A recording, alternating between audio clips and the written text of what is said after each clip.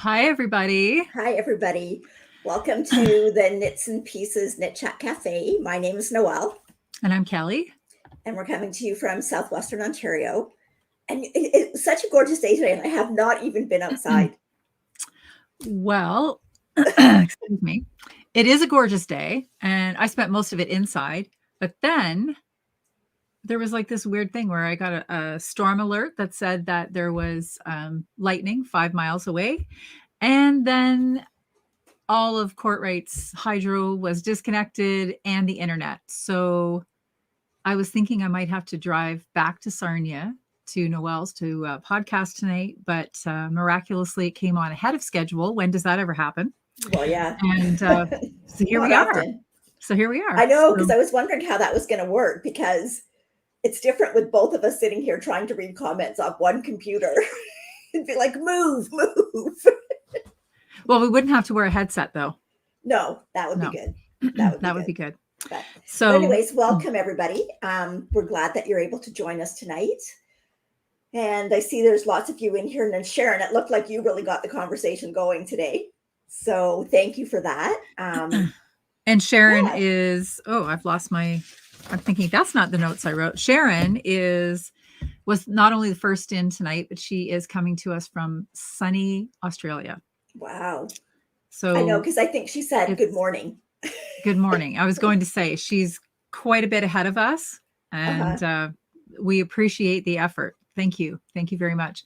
I don't know. Did we even say, you said we were from Southern Ontario in Canada, but we are a mostly knitting, but a multi-crafting podcast. And we get so comfortable being in here every week that we forget that maybe somebody's brand new in here. That's right. We just think that we all have to be mindful.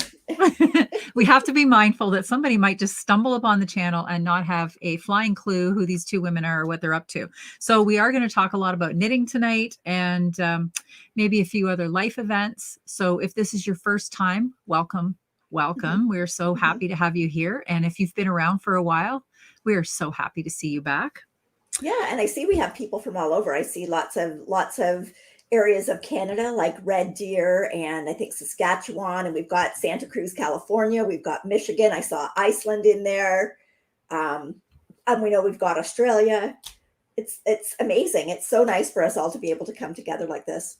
Absolutely. So we'd love to get to all those places in person, but well, we're working on it. Someday. We've been to Chicago now. That's like one place down. Yeah. We've only got a few left. Mary's waving. Hi, Mary. Hi, Mary. Mary's in BC. And Irene is in here tonight from Chicago, and she's working on Sam the Ram. We met Sam the Ram when we were in Chicago. At Elgin Knitworks. At Elgin Knitworks. Yes. And he is a big knitted ram. And so she said that she was going to make one, but I didn't think that she'd be like casting on so soon. So you'll have to send us some pictures, Irene. So especially when you're done, so that we can show him off on here as well. Maybe we could introduce him to Pearl the Possum too. There you go. You pretty much overshadow her. Well, yeah, definitely. Yeah. Sam the Ram's a big guy. And we've got Christine's here, and she's working on her alcal because she picked up the yarn for that while we were in Chicago too. And we've got Florida here, Iceland, Idaho. It just amazes me like that we can all get together like this.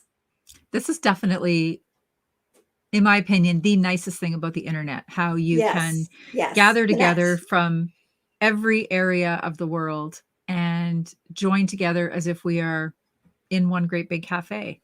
So also, just to kind of recap a little bit for those that might be new in here tonight, this is sort of our virtual hanging out with your friends at a coffee shop knit night, where we talk about whatever we've got going on, whatever you've got going on, and answer any questions if we're capable. If we're not Yeah, if we're capable, I capable. guarantee there's somebody in here who is capable. That's right. Yes. Exactly. So, And then we also have, but not recently, we haven't had until just a couple of days ago, we also record, sorry, nobody films anymore. We record an actual sort of curated podcast where we're talking about some things that we've worked on in the past month. And we try to get one of those out every month. And we took a break for the summer. Things got a little hectic for me and got a little hectic for Noelle as well.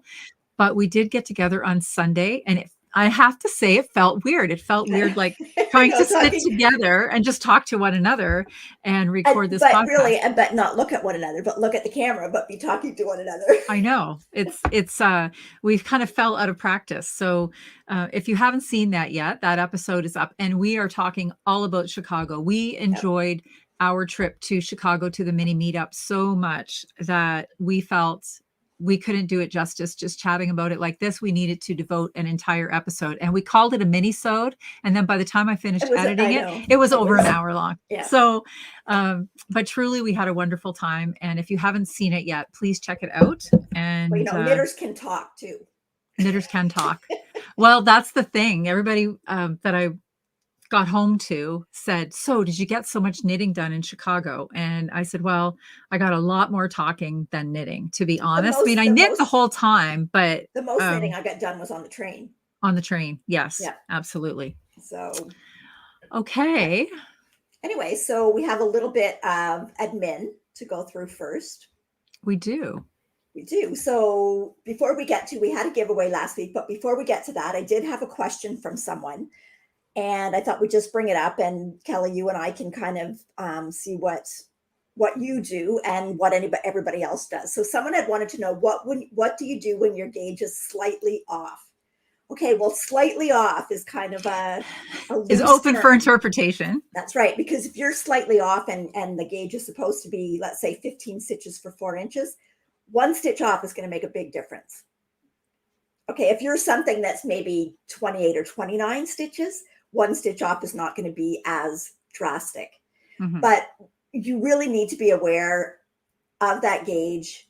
And if it is, because you're only looking at it over a 4-inch space. So if you look at 1 stitch every 4 inches, that can be a lot when you're looking at the whole circumference of the sweater. Mm-hmm. So depending upon the circumference of the sweater. Yeah, that's right. Yeah. So I think if you're doing a sweater, for instance, I think what you need to do is you look at that gauge, you look at what the bust circumference is that you want your sweater to be. You need to divide it by that and get a rough idea of how many stitches you're going to need around to do that. But also be aware that your row gauge could be different, right? So if you're doing let's say it's a yoke sweater or fair isle with a pattern, if your row gauge, let's say it takes you less rows than what the pattern calls for, you're going to end up with your yoke down to here, right? So you really need to be aware of that too. So, like I do a lot of top down and I try on all the time. So I don't worry about row gauge as much because I know I'll just adjust it if I need to.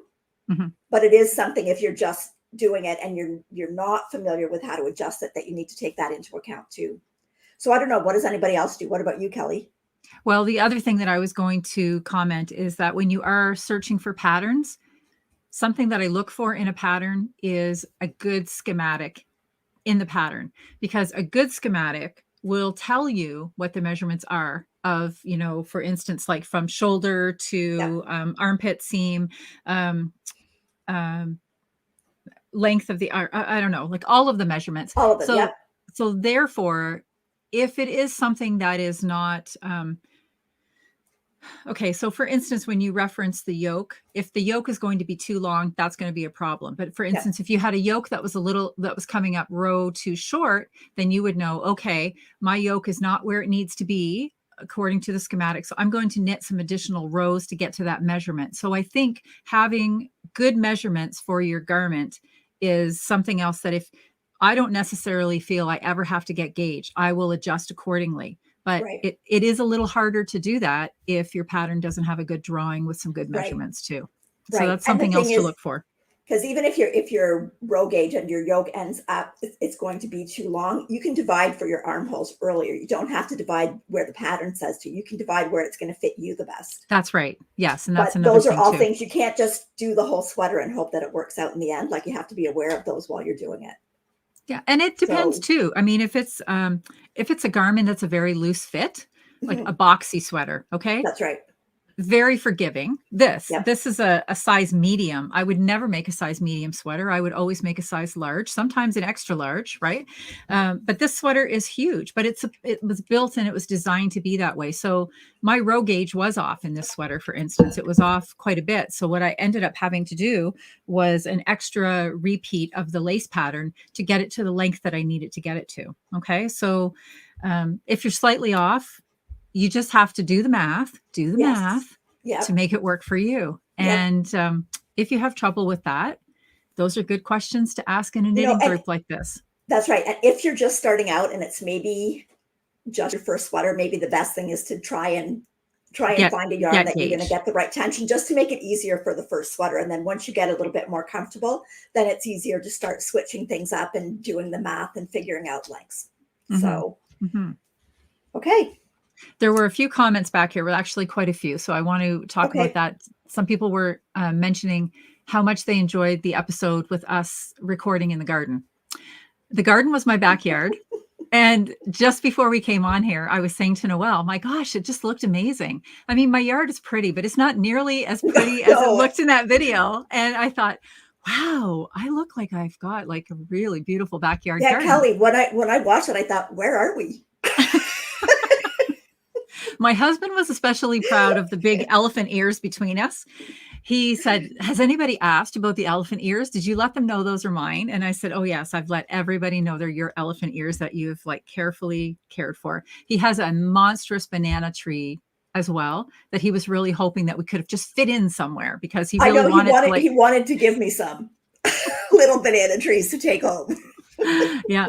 But honestly, I do love my yard and I do love sitting out there to knit. A few people were talking about that too. They said it is really nice to knit out there. Mhm. What I was most impressed with, so we live in a smaller town. So we are a little bit fair game for maybe some noisier activities than you could have in a city. So for instance, there are sometimes dirt bikes in the field behind my house, sometimes ours, sometimes other people's. There's usually quads going up and down the street. Sometimes people are riding lawnmowers up and down the street. It's Yep. a little more forgiving here. And I was amazed that we got through a little longer than an hour. There wasn't a I single know weed whacker. There wasn't a lawnmower and that. there were no dirt bikes. So I don't honestly think that that would happen here without a lawnmower or a weed whacker or something.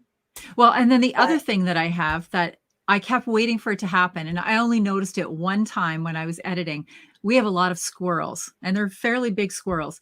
And they, if they decide they want to come in and eat, grab nuts out of the tree, or go to the bird feeder, and you are there, and they're not down with that, they will sit there and make the most annoying. It's like in between a screech and a chatter, and it just goes oh, on and on and on. And I thought, how did we get through all of that time without that?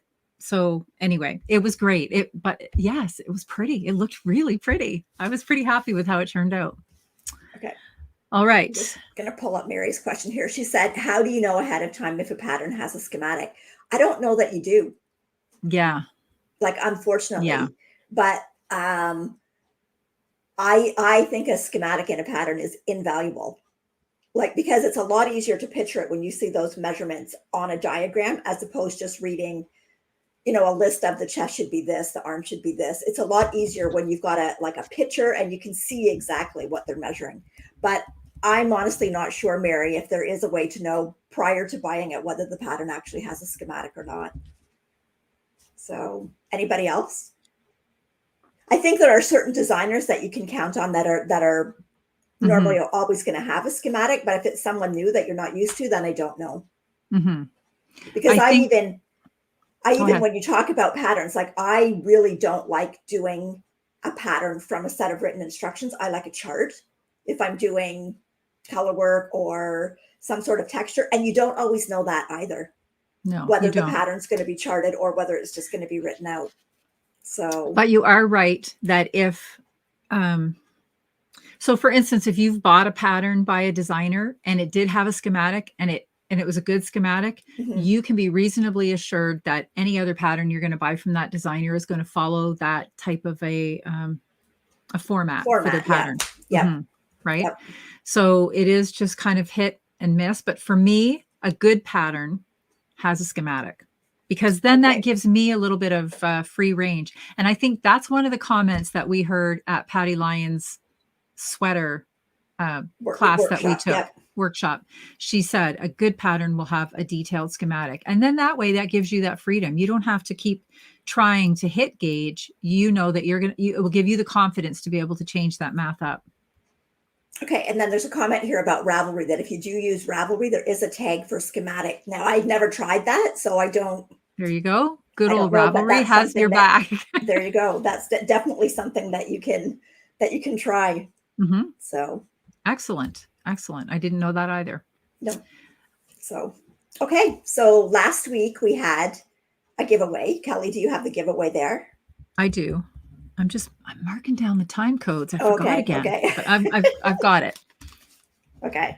So we were given from Allison and Jessica, sweet little sisters at Full Moon Fibers. They had sent us along some adorable packages of these little stitch markers. This one's not showing up as well because it's white. So those little white hearts are needle stoppers down here. And then there are stitch markers, little heart stitch markers. And then there's this little progress keeper. And this one is filled with crystals. And we had posed a question last week. What was the question? What was the favorite thing you did this summer? Right. And you know what? Here's the thing. I tried to read each and every comment, and I think Noelle tried to answer each and every comment. I don't think I got to them this time. I did read them, but I mean, I didn't get back from Thunder Bay till the end of last week, and just life's been crazy. And so there was definitely to get the ones from the podcast. Right. So there was definitely a recurring theme to me anyway. And it was events where people could gather together again. Yes. And or gather together with family and friends that they haven't seen in a while. And of course, yes, we are referring to the past couple of years of sometimes not being able to do that, depending upon the COVID restrictions in each country that we live in, or province or state.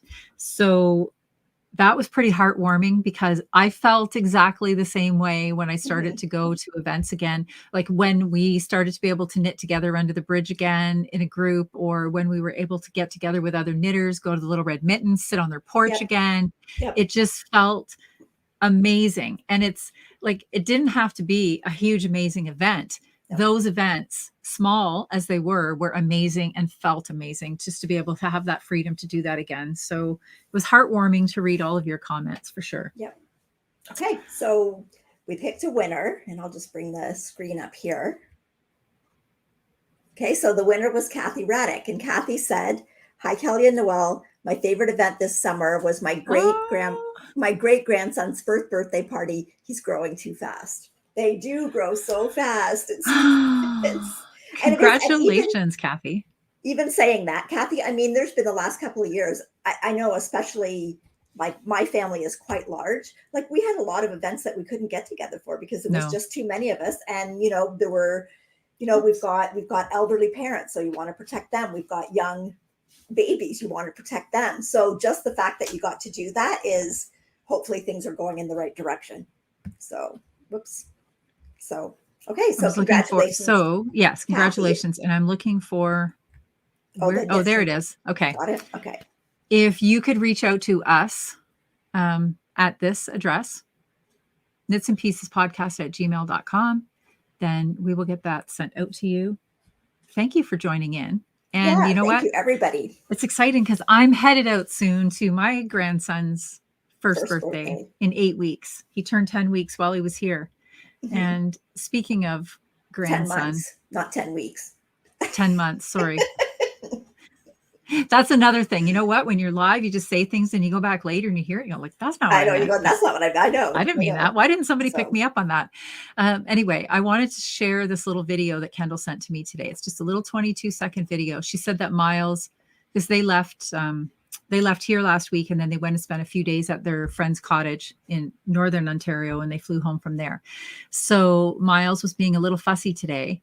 So Kendall put this on for him. And if you remember, he was here last week. Penelope was here and Miles was here for a little visit. So she put this on today. And this is his reaction to watching himself on TV.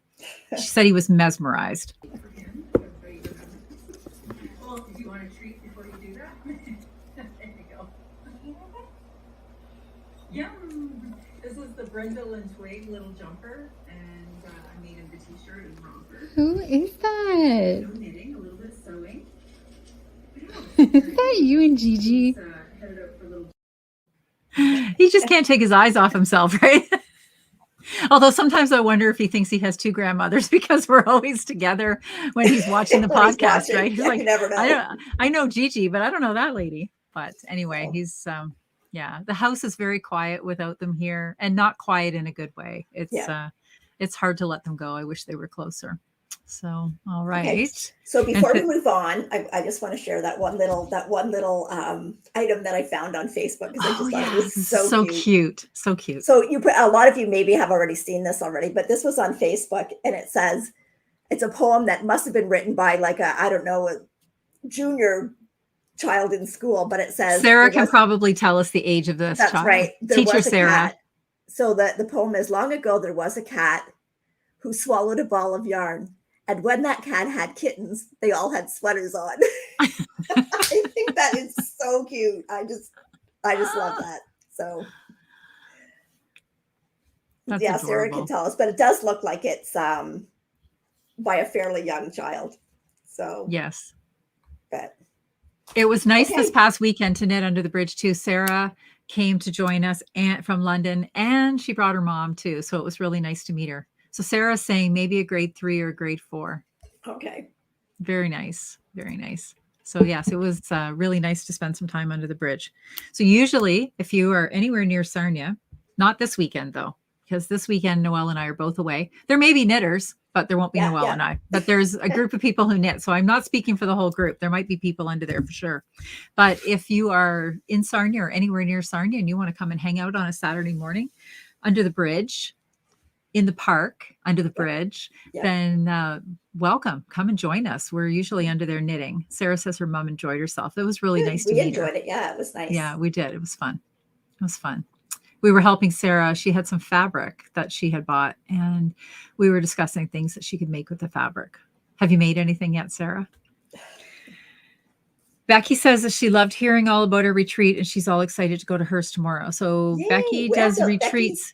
We are coming there. Yes, we are. At some point when our life settles down. Yes. And I think she said the other day that she does about 6 of them a year. Yeah. And she also said that they're very similar in format, where there really is no format, which is kind of awesome. So early people can be up early and late people can be late.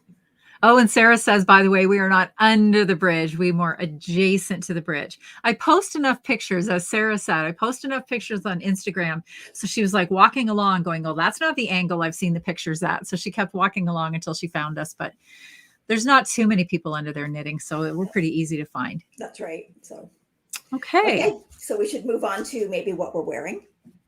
Sure. Okay. So you do you start. want to go first? Okay. Okay. All right. You go first. You go first. No, you go first. Okay. I'll go first. Okay. So I am wearing that Arisu. And I just got to find this here. Of course, I can never find it. One of these days, this program will be easier and I'll just be able to go in here and automatically find what I'm looking for. Is that what you're looking for? Oh, you found it. Yes. Okay. So this is the Arisu and it is by Svetlana Volkova. So this is done in Luet Euroflax wet spun linen. I was going to look up what wet spun linen meant and I forgot. It doesn't sound attractive, I have to say. No, it doesn't, but I just don't know what it means by wet spun. Maybe somebody knows. Does anybody know what wet spun means? Maybe they spin it when it's wet and the fibers hold together better. I don't know. I don't know. I know, but you see that a lot with linen. It'll say wet spun, and I never really thought about what it meant. But I guess I don't really know what linen is like. in Well, its it's a spinning really process either, though, oh, right? in the Like, spinning. Yeah, I would think linen would be hard to spin, but I'm not positive on that. But I think it's like I've been to a place where they kind of showed you the plant, and it's really like stringy, fibrous-y. yeah, yeah. So maybe being wet just makes it a little bit easier to spin. I don't And know. I was laughing earlier because I saw this picture that she'd put in here to show tonight. And I was just clicking through kind of, to get an idea of what she was going to throw out there tonight. And I saw the picture and I didn't even realize it was Noelle. And I thought, oh, look, that woman made one in the same color as the sweater she's wearing. So I'm just not Yep, used to yep. seeing your hair so short. You just look No, completely different. but that's not that long ago. Well, it Couple, seems like well, it a was a couple long time years. It's a ago. couple Yeah. years. Yeah. Yep. So Also tonight, this is funny. I have to say this. So when Noelle first sat down, for some reason her camera angle was different and she was really tall, like tall, really tall. And if you remember, she broke her camera on her phone. So for the last couple of weeks, she's been using her husband's phone. And I knew that she'd gotten her phone back. And I said, you look so tall. And she goes, yeah, I do. And I said, oh, come on, confess. You got them to put the tall camera in your phone, right. didn't you? And she says she got the taller, thinner, richer camera model. That's right. Oh, goodness. Okay, we Anyway. have the answer. Okay. Bobette knows. Okay. Wet spun linen yarn consists of long and short yarns. So the sketched flax is processed into roving with specific twist and strength by means of hackling, combing, removing impurities, mixing, and combing. Combining. Combining. Yeah. And Sheila says when she spins linen, she wets her fingers. Okay. That's what I was thinking. That makes sense because Yes. it's not, I don't think it's a fiber it's not like a wool where it sticks together. And lots like, of people how wool kind of grabs onto each other. Okay. And Jeannie says that linen fiber is stronger when it's wet than when it's dry. And that makes good sense too. Yeah. And someone had asked how we join cotton and linen. I think we've talked about this a little bit before, but I know we usually try to join it at a spot that is not obvious in the pattern. Mm-hmm. If it's a chainette kind, I kind of do a Russian join. Mm-hmm. If there's a texture, I'll do it where there's a break in the texture. If not, usually at the side or somewhere where it's not obvious, because it's not as easy to join it as it is with a wool fiber. And depending on that, I think if you had a really thin linen, you could probably do your method where you knit a few stitches of the old and the new together. But if you get something like the Kestrel, that would be way too thick because it's an Aran weight yarn. But as long as you do it somewhere that it doesn't show, like I wouldn't mind. Well, yeah, but that's the same as as if you're doing it under right. here or So. Okay.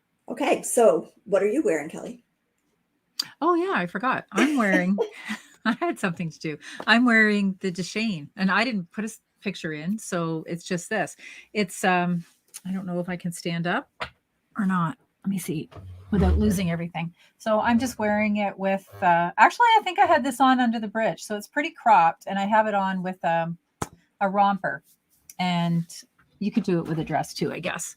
So it's pretty cropped and it was the, oh gosh, it was the Gadifra yarn. Can't remember what it was called.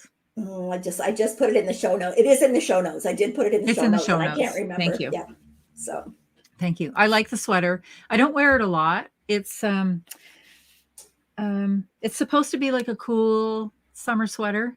I do find because the sleeves are longer, I feel as if it's almost too warm. And because it's like quite a boxy construction. So it was good on Saturday. Saturday was a cooler day.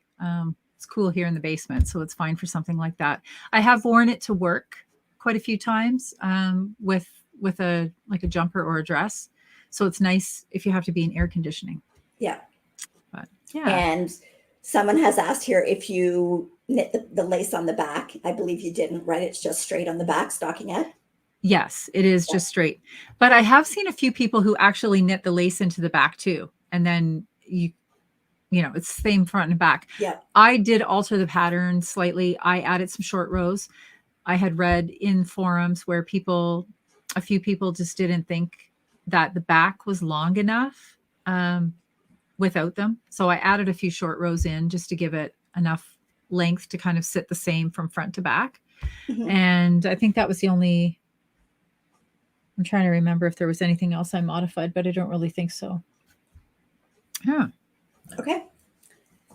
Mary wants to know where we knit when it gets cold. We go to the coffee shop then. We're lucky to have a coffee culture, at least quite close to me. Kelly has to drive, but she has to drive even if we knit under the bridge. But it's a pretty spacious shop, and we always find that there's lots of room in there. So anyway, okay. So do you have any FOs? No. No.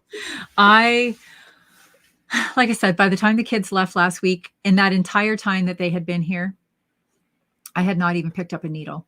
Not even a needle. Well, except the needles and the knitting I was picking up because Miles can crawl everywhere right now. Yes. So I was just running around, baby safing the house. And of course, we had the wedding that weekend while they were here, and absolutely no time to knit. So I have been doing a little bit of knitting since they left. But this weekend, I'm going to have some time in a car and some time in a cottage. So I'm hoping I have at least something finished next week to show. But I bet you do. I do. You do. Well, the first one, and I did show it on the podcast, but it's my little holiday memories ornament. So this is the holiday memories ornament. It is by Amy Munson, and it is actually a free pattern. There we go. Holiday memories ornament. It's a free pattern on Ravelry, and it's the perfect little sweater if you want to use up, if you've got a little bit of yarn left, like I've done some of them at Christmas time, but this took 7 grams of yarn. So that's going to be just a little memory from my trip to Chicago, because that yarn was specifically dyed by Chicken Lady Fiber Arts. And she created a frivolous and frugal colorway. And in some of the swag bags that we got, there were some mini skeins of this. So I was lucky enough to get one.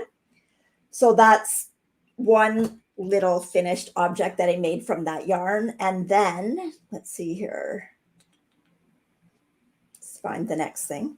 Okay, but can I just say, if I were knitting objects that only took 7 grams, I probably could have had a finished object this week. Yeah, well, I still have more. Okay, so let's take that off. And then the next thing I knit was this. Oh my gosh, that's so cute. This little tiny sock. So this is actually it's called tidbits or something. So that's less than 2 grams. It's 2 grams. Oh my gosh. This is 2 grams of yarn. There we go. It is Tidbits by Sharon Squire. So this was 2 grams, and I did some modifications. Did you do an afterthought heel? I did not do an afterthought heel. Did you finish the toe? No, it's toe up. Toe up. Okay. So it was toe up, but it was a really neat heel construction. You kind of built your instep with short rows. So it was really cool. So now they used wrap and turn, but I didn't want to do wrap and turn, so I switched it to German short rows. And then they did the heel flap, basically like how you do a heel flap. And then at the top, it was 2x2 rib. I did 1x1 twisted rib. Twisted, of course you did. 1x1 twisted, and then I, what's the name of the cast off? I forgot. Tubular. And then a tubular cast off. Totally tubular. Totally tubular. So, but that's so if you just have like a couple of grams left of something, like that would be an awesome thing to make. And there's a picture. I've got a picture here of from the designer's page, and they're so cute. And I think I want to try and see if Ross can make me some of those little hangers, because like they'd be adorable on a Christmas tree. So this one's yours, Kelly. So this is your memory of Chicago. Well, I want it on a little sock blocker though, Ross. Oh. I have to see what I can do about those. But these little socks, like they're so fiddly. You might as well be knitting a baby sock. Mary says that could be a little garland. You're right. That would be so cute. It would be so cute. And and it would be like, if you had little bits of hand spun left, it would be a perfect way to use that up so that you weren't kind of absolutely. But yeah, I thought it was cute. I do like that idea. Mary's agreeing that she likes the idea of a memory sweater. Yeah. Because, you make socks, and yes, those are memories of a yarn or a place or a special souvenir. But like to have them on a tree, that's a really great idea. I like that. Yeah. Well, Zoe even said it, and she goes, "Can I hang it on the sweater tree?" But I don't have my sweater tree out right now, but I do have a sweater tree at Christmas. So yes, she wanted to hang it on somewhere.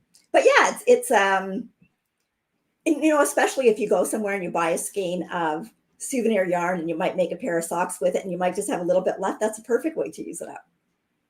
Okay. And Bee So- Making Joy says that you can make a sock blocker out of a paper clip. Okay. That would work. Okay.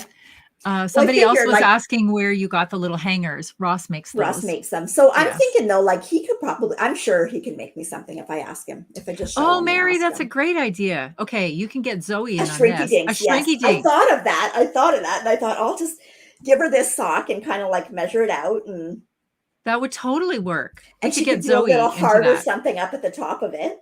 Yeah. Yeah. Or she might We'll work on say, that. she might need it to say knits and pieces. Are you in knit chat? That was so Yeah. cute. Are you in knit chat?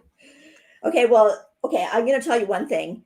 4-year-olds know how to rip out your barber cords out of your sweater. Uh-oh. Just so you know. I said the rest of us are like pulling like this because it's sticky. No, just ask a 4-year-old. They can get it out. Oh, goodness. Anyway, okay, and I have one more finished object. Okay. And this one's not a little one. I love it.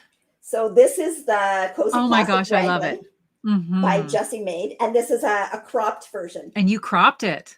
This is for the little red mitten, but she wanted it cropped, right? So it's only like 5.5, 6 inches under the arms, and I love it. It's gonna look like She's gonna wear that with the dress. Jolynn's, is it Jolynn's? She's Yes. gonna wear it with one of Yeah. those dresses, and I'm gonna totally love it and want to just like rip it right off her. Yep. So this is done in Leo That and is with Roxy The marled sock. yarn. Yep. And then it's held Mm. with their Leo and Roxy silk mohair in the heather colorway. So it's kind I'm of like so stealing that idea. I am. it's kind of like just a pale lavenderish color. And Yep. look at the marled, it just like evens everything out. And you know what? Like in the sleeves, Mm-hmm. I did not alternate skeins. I did in the body just because the mohair was a little different. But really, with the marl in there, you can't really. I think love if I it. was doing another one with the marl, I would just do it the way I love is. it. So I'm yeah, so totally that's making the one of those. Cozy Absolutely. Classic Raglan. I know, isn't it like? Yeah, you know what? Yeah, love I it. really like it. I definitely have to make one for me too. so I did get that done. So I got to drop that out. I don't know. Maybe I have to. We're going away this weekend. I got to babysit Zoe next weekend, but I've got another sweater to do for them before we go. So get that done. But I already got to think about. You already must have enough marl to do something. Oh, I might. How many skeins did you use of the marl? It was 2.06. I have two So skeins of basically it. 206 grams. But it's funny because I used less than 2 skeins of the mohair, and the Mhm. mohair apparently was supposedly had less yardage than the. So I'm thinking the mohair skeins. I didn't weigh them before. I think the mohair skeins must have been heavy. I've got 2 skeins, but you know what else I'm thinking? I've got 1 skein of this, but I know where I could get another. I know. I was thinking of that too. And I've got putting it 2 with in the gray, mohair. but oh my gosh. Yeah. And this color, it's the Leo and Roxy marled sock. And this one is called Straw into Gold. And you know my obsession of gold. With that, yep. I'm just Oh my finding gosh. the pattern name here. Beautiful. Maybe I don't have it in here. I thought I did. Anyway, it's the Cozy Classic Raglan by Jessie Maid. Maybe I have it in here. Or not. Nope. Okay. It will be in the show notes, but it's the Cozy Classic Raglan. It's by Jessie Maid Designs. And I think that the gauge on it is 18 stitches. So it actually works perfect with like a fingering weight yarn and a mohair held together, and you get a really nice drapey fabric, and the mohair and the marled sock yarn together feel amazing. So Okay. I would definitely want to do one like that. And you're right. I've got some of the marled that they've dyed with, I've got one that's kind of like purples and one You've that's got this one. blues. You have this one. Yes, I do. Yeah. And it's got multiple colors in it. It's Yeah. really pretty. Yeah. But Jolynn, if you have a second one of these, if you happen to be watching, or is she away? Is she in I don't know. PEI? Or she's still Well, the PEI. he's still the- out the- east? Okay, if anybody don't- from the Mitten is watching tonight and there's another one of these there, hold that baby down. You Hold have to it look down. on Leo and Roxy's website because I don't think They I've seen any of that in the Didn't store. have it on the website they when I only was have- there. okay. This came from Okay. Secret Stash. Okay. So anyway, hopefully somebody was asking what the sweater was, your little sweater again. Thank you, Sarah. Oh, yes, She's jumped in. It's the holiday sweater ornament by Amy Munson. Yeah. Yes. And you've made a lot of those. It was like I have, and like it's 7 grams of yarn, and it looks really nice when you make it up. Like if you've got some self striping left over, it looks really cute if you knit it in that. It looks cute if I've done it where You used glitter yarn for mine. I used glitter yarn and put like a fair isle band around the bottom. Yes. You got quite creative with the little sweaters. I've done a mohair one held with lace and done like a little lace pattern in it. I kind of adapted a little bit and did a little weekender sweater. So, yes, I remember that. Yeah. Yes. Yeah. And they're fun and they don't take that long to make. So haven't blocked it yet. Oh, you're not going to block it? Okay. Mary wants to know what color mohair I would use with this. Well, I would probably use like a nice gold with that. And I just think it would just be enough of these little bits of black popping through. Yeah. It's beautiful. Goodness. Okay. This was going to be socks. So if they had 2 more skeins, that would be perfect. So then I'd just buy 2 more and I could get my socks. And yeah. All righty. Okay. So whips. My whips are the same whips as last week with only slightly a little bit more done on them. Okay. So you want to show what you have? Well, I finished this sock and I've started the next one. And you can see the design a little bit better now that it's on a sock blocker. So this is the Rose Hill yarn in the corked colorway. And it's just got the natural color for the heels, toes, and just like 1 row at the top of the cuff. And that's just, I don't even know what you call that. When your cable's not crossing over, it's just kind of going out. I don't know if there's a name for that or not. Like you're kind of taking the stitches and twisting them out this way every time. Yes. Yeah. So I don't really think it's a cable because you're not. It is. It is. Oh, I guess it is because it's a 2-stitch cable going in opposite directions. There is a word for it. Oops, I'm going to have a catastrophe here. Because I was looking at it. I thought it was in here and it had something to do with. That's as far as I've gotten on the. Oh, Sarah said, is it a horseshoe cable? Is that what it's called? Maybe that's it. That might be what I'm thinking about. Because I was looking up patterns to add into a sock one night, and there was this whole section on cables that I can't find now, of course. And it is for me, and I think for you too. I find that the sock goes faster and it's easier to keep track of where you are if you put in some sort of like a 5 or 6 row pattern. Mm-hmm. And then I have a better idea of where I am. So, and Susan says, yes, it's horseshoe. Horseshoe. Okay. Yep. So. See, this one's called the reverse cable rib. And that it looks to me like that. This is an antique book. Okay. This is how I learned to knit. This is an antique. So there's this pattern. It's called the reverse cable rib. It's in black and white. That's how antique it is right here. Isn't that it there? Yes. No, not exactly. No, but close, right? Close. Okay. Look at it again. You can hold that up again.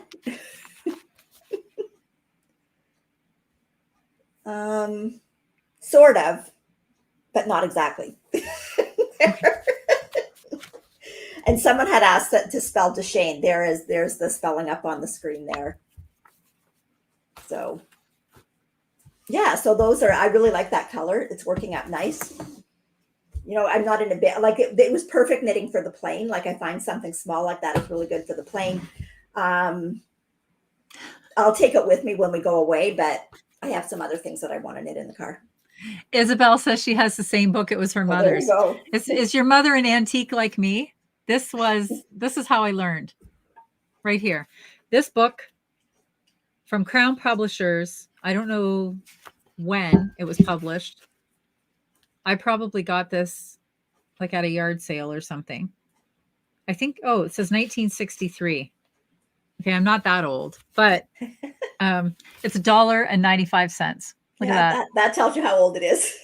And it's more than just knitting, because even at the back, it had a tiny little bit of crochet in there too.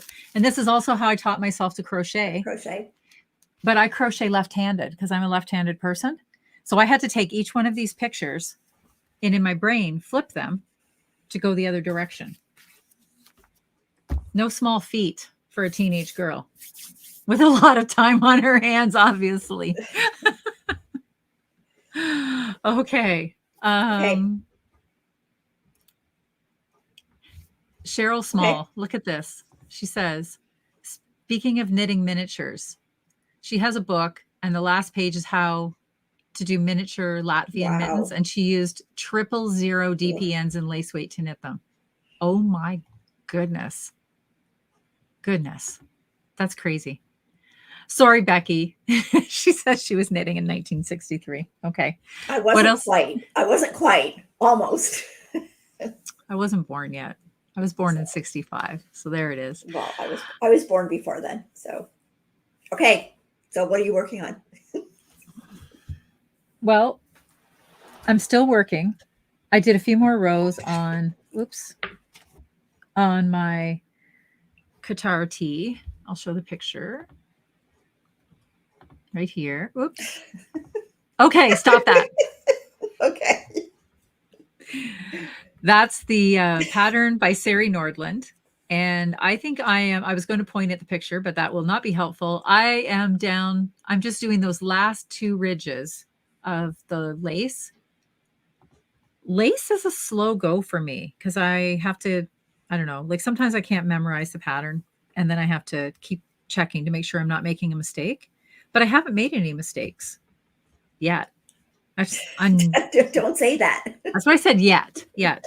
So no, but don't even say that. You shouldn't even say that. There it is. It's looking pretty. really good. And I should have put this on a cord so you could have seen it a little bit better because it's kind of scrunched together. So I'm using the Holst Coast in Red Currant. I cannot remember that name. And then I'm using the Holst Titicaca in Rosewood.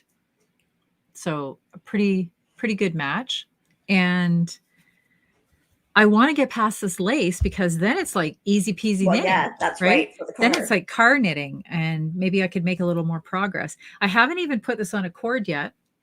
I can't find my cords. I had them in that little dish. I can't find my cords. I have to find them so I could put this on a cord and actually measure if this is even going to fit me or it's going to be gauge or anything. But anyway, so I've worked on that. So not a lot. And then the only other thing that I worked on this week, put a few rows on, which I'm about to pull out here, was the fold over. Twofold. Fold something or other cowl by Karina Spencer. Yep. Noelle's already finished hers. We bought this in Chicago.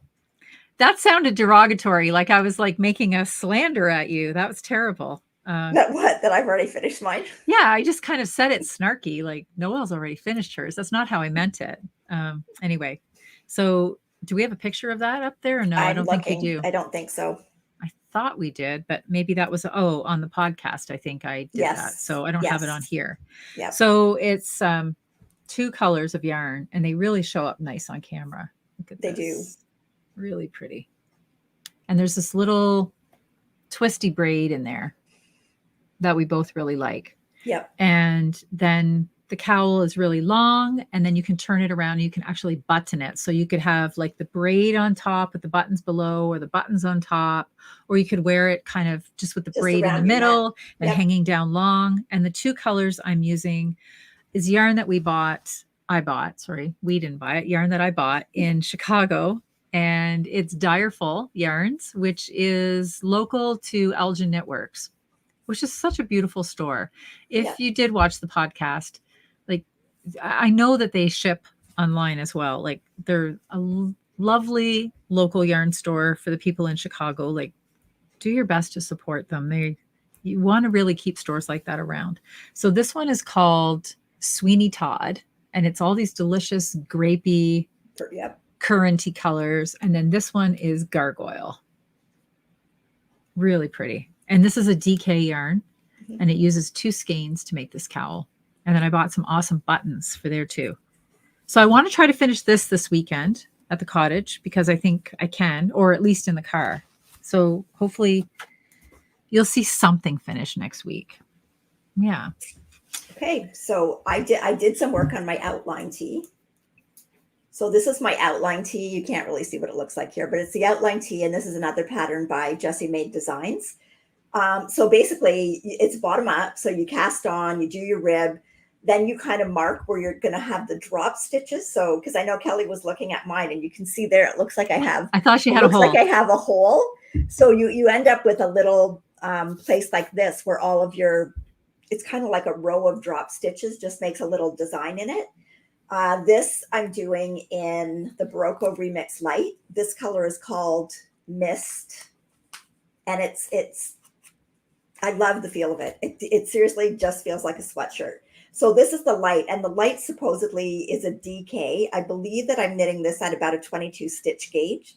It feels nice, but for a DK yarn, like this has got 400 yards or 400 meters or something in here.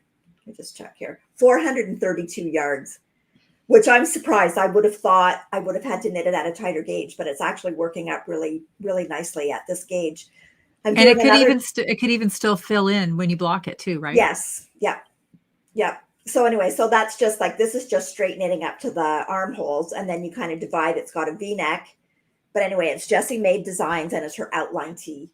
And then the other one that I'm doing also in Barocco Remix, I've worked a little bit more on it. This is the Cascada. So this is also pretty in the Barocco Remix, and this color is called Cameo Pink. And this is a pattern by Felipa Carneiro. And so it's really like the front of it's just like a, what do you call it? A yoked top. And there's just kind of eyelet holes where you increase the yoke. Mm-hmm. But then down the side, you've got this really nice lace pattern. So in the actual pattern, that lace only goes down one side, which is probably why it's called Cascada or Cascade, right? But I wanted it to go down both sides. So I adjusted it so that I would have a lace panel going down both sides. So I tried it on. It fits really nice. I did make my neck narrower than what the pattern called for, because a lot of people had said that the neckline was quite wide, and I really didn't want it falling off my shoulders. Now this is a little bit tighter. I'm knitting this at a little bit tighter gauge than the other one, but I think because the lace is so open, I'd rather have it a little bit tighter so the lace doesn't open up too much and be too loose. Yeah, so I believe really like this one, I think this one is a 22 stitch gauge, and this one is a 24 stitch gauge. So yeah, so I mean, I'm at a point now. This one, I sort of have to have the pattern with me for the lace, but the outline tee I could definitely take in the car till I get up to the armholes anyway. So those are 2 that I'm working on, and then I started one more project because I did finish the Cozy Classic Raglan. Okay, that's right, because you said you weren't casting anything else on until you finished something. So you finished something. Good for you. Good for you. So I'm casting on a sweater for Penelope. Aw. And it's the entrechat, and this is the fingering entrechat. And this is by Lisa Shemery, and she is Frogginette Knits. Oh, that is so darling. I mean, it's a really cute little kind of shrug type sweater to put over top of a dress, or just a little t-shirt, or a little romper. So I'm doing mine in, whoops. Okay, let me go. I'm doing mine in. Oh, I know that yarn. So I'm doing mine in my leftover Kelborn Woolens Perennial. And I think it would look so cute over a little white lacy dress. Yes. So hard to photograph, as we know. That yarn is hard to photograph. But this sweater and this color just makes me so happy. And then, of course, I'll have to get a picture of Penelope with and yourself wearing wear our sweaters, and it'll just be like total blowout on the screen, right? Yes. So anyway, I have enough left of this. So I had 2 skeins of this. I did my sweater, and I will have enough left of this to do the little sweater for Penelope. So I cast that on today, and I think actually I'll be able to knit that in the car on the way up to Halliburton. It's really cute. So she's going to look adorable in it. She has such yeah, dark, beautiful hair. She does. It'll look really nice with her dark hair. She does look good in really bright colors. So I've actually done that before, but they have that pattern comes in like a worsted weight. I think there might even be a DK weight. It even comes in an adult version. Well, I was just about to say, because Cherie said that she would like that for herself. And I didn't realize it was a baby sweater. So when I was looking at the pictures before we came on tonight, I thought that you were making it for yourself for a little shrug. It's really adorable. It is cute. Yeah. But it does go up too. She has one in adult sizes as well. But like in this little baby one, in the fingering weight yarn, it takes like, I think 200 yards. So I should maybe have that done by next week. So very good. And that's it. Everything else that I'm working on, I haven't touched. So all right. Anyway, there was a comment by Alice, if the pattern is size inclusive. This one that I'm working from, I haven't purchased any of the adult ones, so I don't know. This is specifically like a child's pattern. So I think this one goes like from 0 to 3 months up to like about size 6 or 8 or something in kids. Okay. But the adult, I know there is an adult one, but I don't know what the size range is in it. So. All right.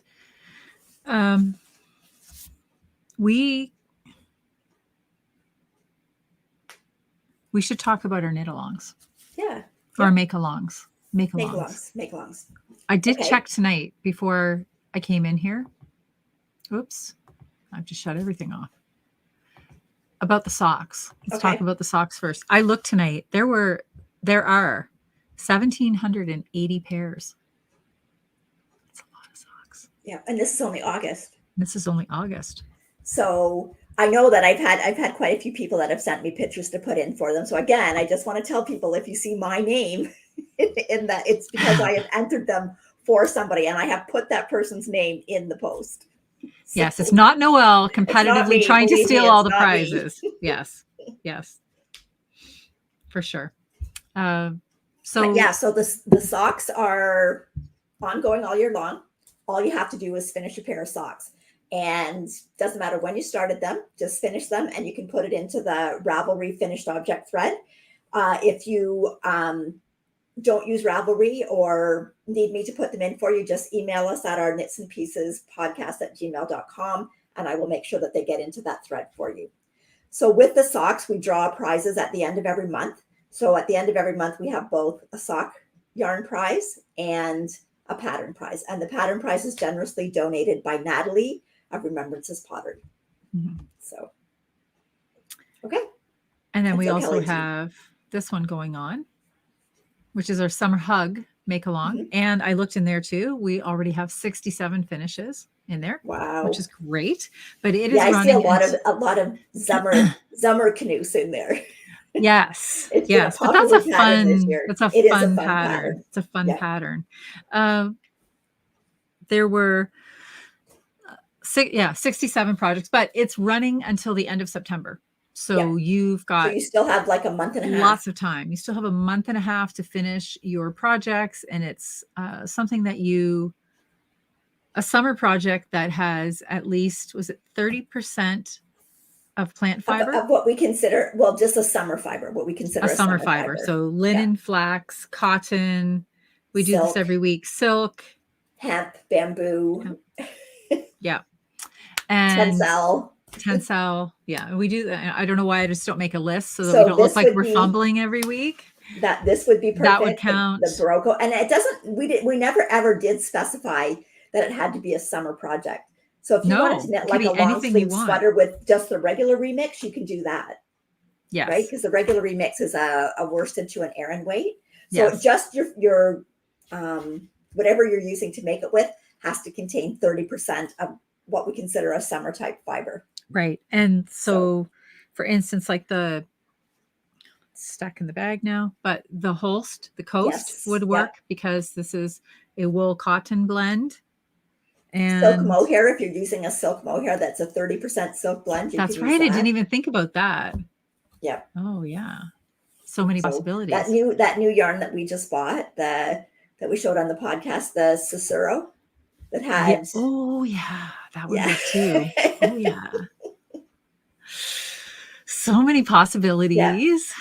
So Yeah. lots of, and I mean, it's nice that we used to always think, well, at least back when I was knitting, and I've been knitting a long time, we'd think of summer yarns as being like 100% cotton, and they were oftentimes heavy, and you thought of dishcloth cotton, right? But now Right. there's so many nice blends, and like especially like the coast is like 45% cotton and 55% lamb's wool. It feels more like cotton to me than wool, and it drapes nice. It's nice and light. There's no weight to it, and it makes perfect summer garments. So I think there are a lot of nice yarns to choose from, and it doesn't have to be necessarily a sweater. It could be a shawl. It could be socks.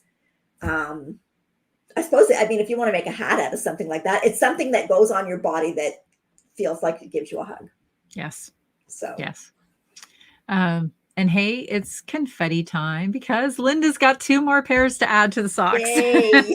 Yay! Oh, now Lynn just said she got some wool today with nettle in it. Well, if it's got 30% nettle, then you can use that for. I have some of that yarn. Do you have some of that? Yes, I do. Tried that. I do. It's I'm trying to think who it is that I have. It's a well-known. It's not Malabrigo. Anyway, it's supposed to be a DK. And here's the thing. I like the yarn. I really like it. Mm-hmm. And it's supposed to be a DK, but I've tried 2 projects with it and it's just a little too light for DK. So then I just keep putting it aside. I'm going to use it someday. I probably could, but then I feel like that would sort of take away its own composition. We'll just find a pattern that's like a 24 stitch gauge or something. Yeah. Ancient Arts. Yes, that's exactly Ancient Arts. Okay. Yes. Yeah. But it does seem to be it's too heavy to be fingering, but it's a little light to be a DK. And I had tried to make some colorwork mittens with it. It just wasn't working. And then I tried something else and it just equally wasn't working. And I'm not giving up on it though. There's going to be a perfect project for it. I just haven't found it yet, but I will. All right. What else do you have? That's it for me. Did you buy anything this week? I did not. Well, define this week. Well. Like from yesterday? No. Oh, wait. No, I didn't. Well, does it count if I like ordered on Little Red Mittens pre-order? Yes, it does. Absolutely. I might have, but I think that was last week, but I didn't talk about it last week. I did order some more Holst cones and cakes.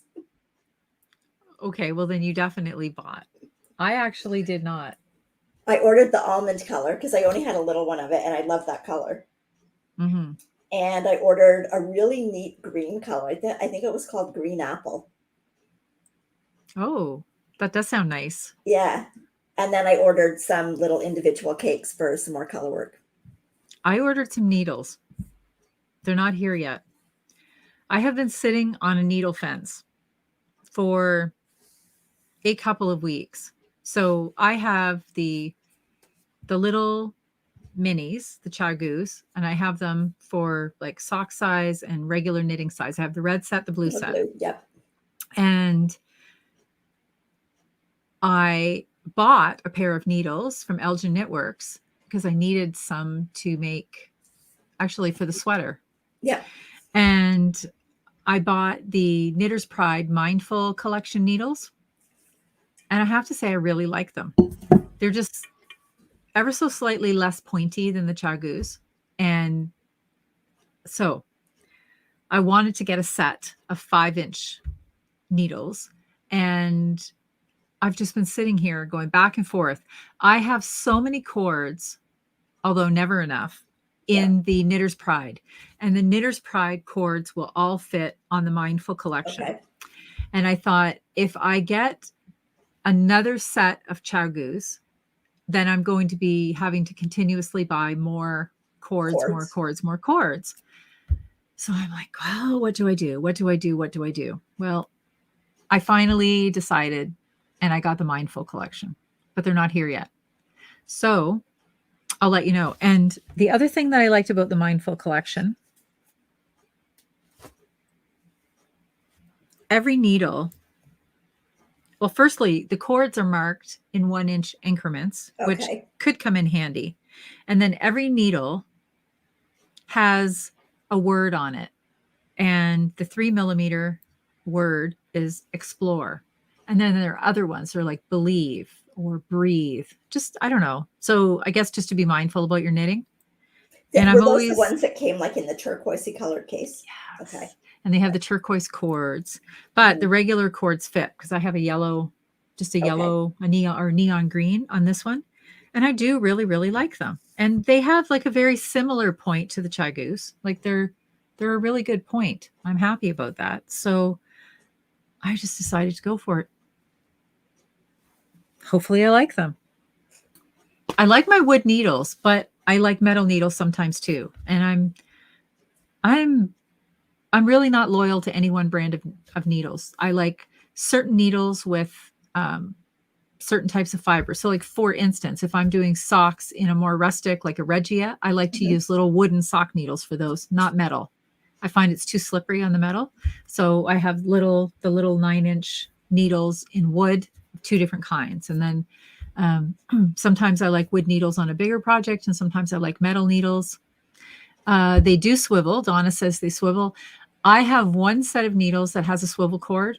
Honestly, I have not noticed a bit of difference. Maybe when you were just starting a project, sometimes if your cords are slightly stiff, you get that weird kind of like that looping kink that sort of happens. Maybe the swivel needle wouldn't do that, but I have sock swivels and I don't notice a difference. So I'll report back. They should be here within a couple of days. And Sarah ordered some Holst as well. And she got dried plaster. You have that. I have that. Now Sarah ordered. Someone else had ordered that same color. Everybody loves dried plaster. It's our favorite pink, not pink color. It's just that if it was a lipstick, it would be the perfect nude lipstick or the perfect nude. Like it even matches my nails somewhat. It's like the perfect nude, right? I still have no idea what I'm making with it, but I love it. Yep. So, and you're right. Regina says she has a selection of needles for different projects. I just like collecting tools. I have a tool wall. Like it's the whole wall.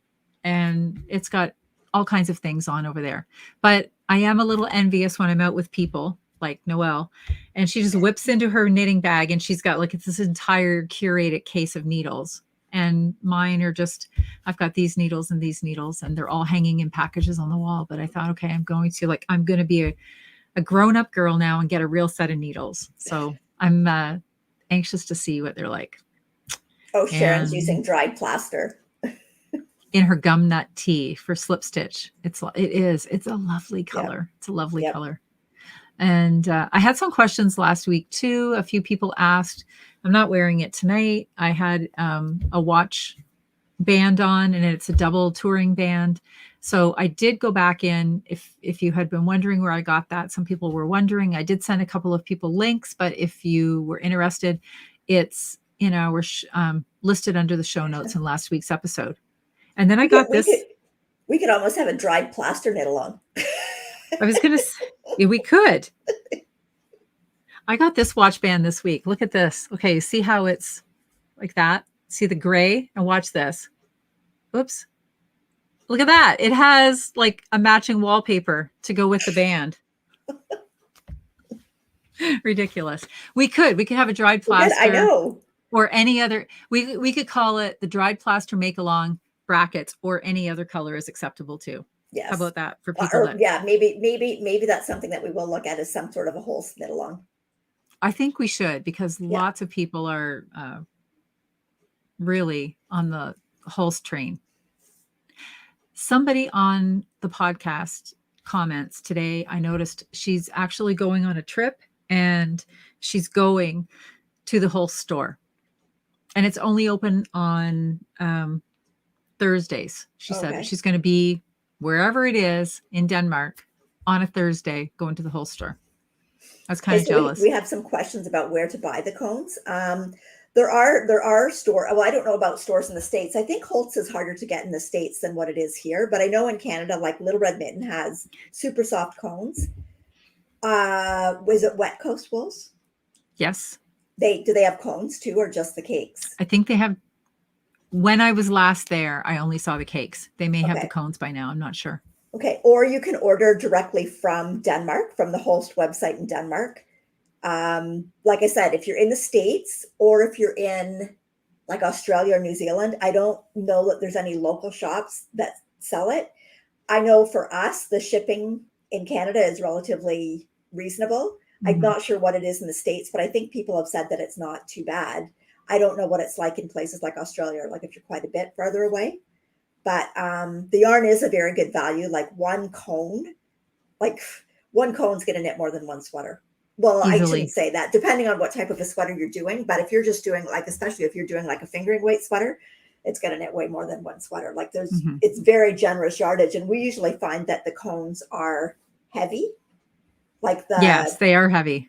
Yeah. They definitely usually you get at least another extra 50 grams. Mm-hmm. And so they're 500 more. grams. So a lot of times you get like 550, and that's even taking out the weight of the cone itself. So, and it comes in gorgeous colors. So, and Cherie says it's an excuse to buy more condiments because it pairs so well with mohair. Yes, we love our Holst with mohair. Yep. Absolutely. Yeah. So yeah. And the dried plaster, I'm not sure if the dried plaster, what we have is the super soft. I don't know whether Coast comes in that color or not. Some of the colors are the same, some of them are not. So I don't think so. Yeah, no, this one is definitely the super soft. Yep. And I've had this one since March of 2022, and I haven't. And this actually, okay, because I always weigh them. This one is 611 grams. Right. And we think that the cones are about between 40 to 50. So that's very generous for, it's supposed to be 500. But yeah, it's such a pretty color. Such a pretty color. Yeah. All righty. Oh, Sharon said it doesn't. So the dried plaster is just in the, but I think red currant might come in both. But I could be wrong. Or if it isn't, there's similar colors. Like both of them, both Tides doesn't have quite as many colors, but the Super Soft and the Coast, if you go onto the Holst website, there is pages of colors.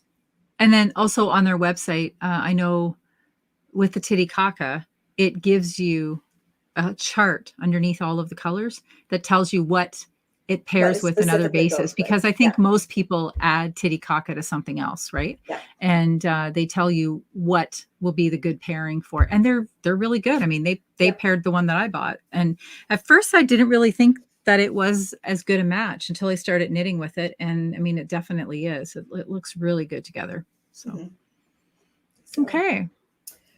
Okay, well. I think we're near the end.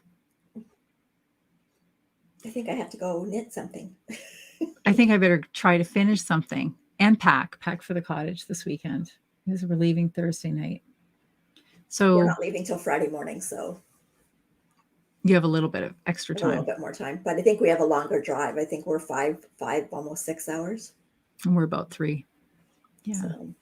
Oh, somebody said they're calling it the Holst Pinkalong. There That's you go. A good one too. I could go with any Pinkalong. You could, yeah. Well, I guess I'm surprised we haven't just had a Pinkalong. A Pinkalong. Because then you could do this too. Well, there's that. Yes, there is that. So. Oh, I like Marianne's suggestion. She says call it Get Plastered. Get Plastered. There you go. Yes. And she says that your cup is dried plaster. Nobody noticed my cup tonight. I like my cup tonight. It says, honey, this wine bottle made the housework a breeze. There you go. It's one of those retro cups that you collect. So. Yes. Okay. Well, we will be back again next week. Thanks for joining us. Thanks for spending time with us on a Tuesday evening. Please give the episode a like. It just takes a second, but it helps the channel. And I don't know. What else do we have to say? We have to say thanks for joining us. Happy knitting. And we'll see you next week. We will. Okay. Bye, everybody. Bye.